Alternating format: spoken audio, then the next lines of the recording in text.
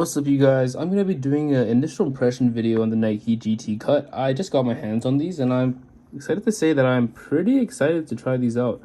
I've worn these in the house, dribbled the ball a few times, so I'm really excited to test these out for you guys. So let's get started with like the silhouette. I think this is a really good looking shoe. It is slightly bulky. Like, I'm not sure why they have all this plastic piece here. Like, I think it like adds to the weight. This is a very hefty shoe in my opinion. But I do think it looks good, and I think it'll perform decently okay. I'm just worried because I'm like an agile player, and I do a lot of cuts and turns and stuff, so I really like having the flexibility in the shoe. And I'm not too sure how these will fare, but overall, I think these look very, very good. They look very, very clean.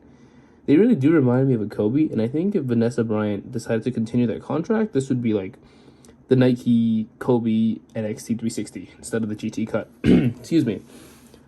Overall, you can see this the whole general style. Overall, the style of the shoe is very similar to the Kobe 9. Any of the Kobe's, you can see the back, the accents, attention to detail. I think these are gonna be very similar performers.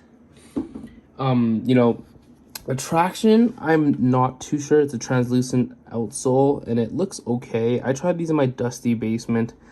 And it's all right, not as good as the Kobe 9, but I'll have to break it in and see. The upper consists of this mesh overlay. This is very loose mesh, like almost like a backpack kind of water bottle sleeve holder, I'd say. I don't know how well their durability, is gonna be, but there's fuse overlay right here on the toe box.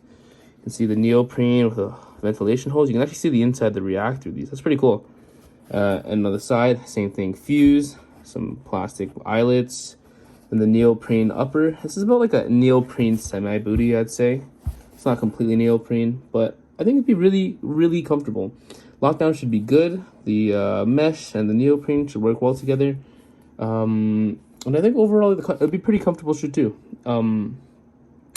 That being said, I am worried about the durability a bit. Kind of reminds me of the Kobe 8s, where they had the rips on the side here. But it looks like they fuse it pretty well, so it should be okay. But I'll let you guys know the performance test.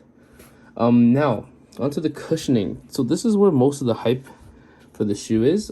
They said that the shoe consists of, Nike React right here and Zoom Air right here. You can see the Zoom Strobel. So you can actually just take this out. So let me just take this out for you guys.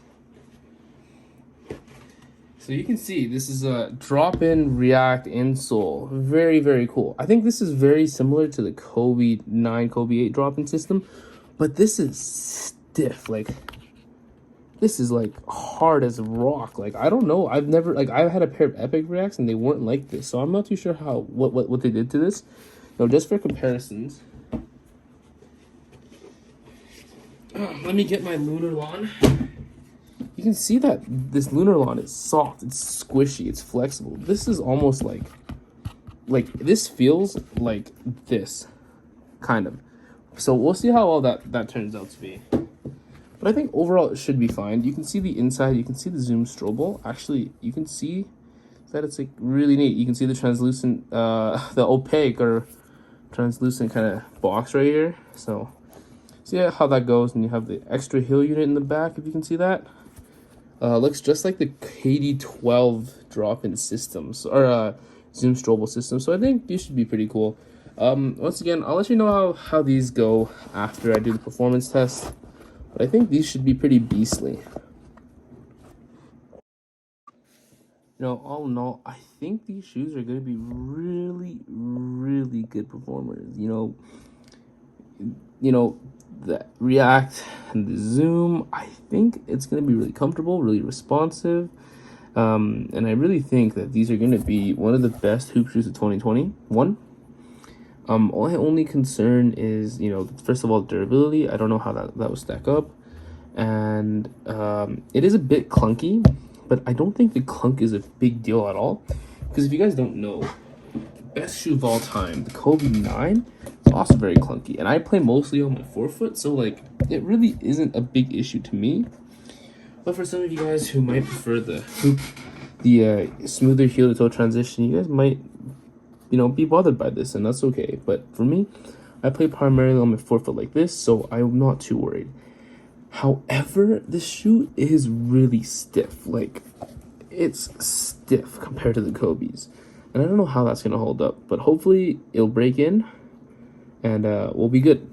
Other than that, the traction, it looks good, and I've heard good things, but you can see kind of, I've had these for 1-2 hoop sessions just in my basement dribbling around. It's kind of peeling a bit, so I don't know if that's just like the initial layer, but I'll let you guys know again in the performance review how well these do on dust, how well these do on clean courts. But overall, I'm really hyped. I think these are going to be one of the best shoes of 2021, and I can't wait to try these. This is LZ Hoops, and thanks you guys for stopping by, and I hope to see you guys in the next performance review.